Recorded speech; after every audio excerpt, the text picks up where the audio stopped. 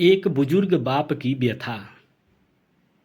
एक किशोरी नाम का एक बुजुर्ग किसान रहता था।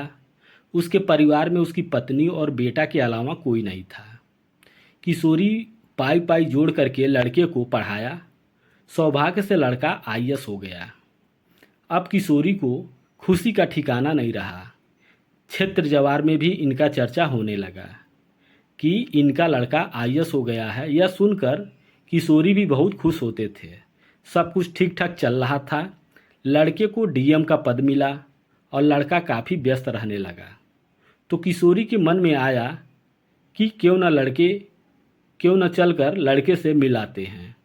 इसकी चर्चा पत्नी से की और लड़के के मनपसंद खाने की चीज़ पोटली में लेकर लड़के से मिलने चल दिए। लड़का डीएम था, इसलिए उसके ऑफिस में पहुंचने में कोई दिक्कत नहीं हुई। ऑफिस में पहुंच करके खुशी का ठिकाना नहीं रहा। चपरासी से किशोरी ने कहा कि साहब से बता दीजिए कि आपके गांव से कोई मिलने आया है। चपरासी गया, साहब को बताया, लेकिन साहब को टाइम नहीं था मिलने का। कुछ घंटे बाद किशोरी ने पुनः संदेश भिजवाया कि साहब से बता दीजिए कि आपके पिता आए हैं, आपसे मिलना चाहते हैं।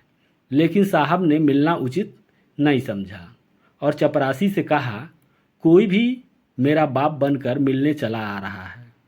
काफ़ी इंतज़ार के बाद शाम हो गई, लेकिन साहब मिलने नहीं आए। निराश होकर किशोरी गांव की तरफ लौट रहे थे। तभी रास्ते में देखे एक भिखारी बैठी है। उसका लड़का बहुत रो रहा है, शायद भूखा है। किशोरी ने जो अपने लड़के के लिए खाने की चीज़ लाए थे भिखारी को देकर गांव को चल दिए। उधर इनकी पत्नी सोच रही है कि लड़का पिता से मिल करके बहुत खुश हुआ होगा। उनको बहुत डांटा होगा कि आप माँ को क्यों नहीं लाए। माँ आई होती, कुछ दिन साथ रही होती और बहुत सारे उपहार दे करके पिता को विदा करेगा। इधर किशोरी सोच रहे हैं कि घर पहुँच करके जब पत्नी पूछेगी लड़के से मिले, क्या कहा, मुझे ले चलने के लिए कहा, आपको डांटा होगा कि माँ को क्यों नहीं लाए और बहुत सारे उपहार भी दिया होगा। जाते समय रास्ते में किशोरी ने एक साड़ी खरीदी और मिठाई का डब्बा लेकर के गांव चल दिया। पत्नी को लड़के की बहुत सारी तारीफ की। लड़के का गुणगान सुनकर पत्नी बहुत खुश हुई और अपने लिए साड़ी और मिठाई देखकर लड़के को बहुत सारा आशीर्वाद देने लगी। लेकिन किशोरी अंदर ही अंदर घुटने लगे।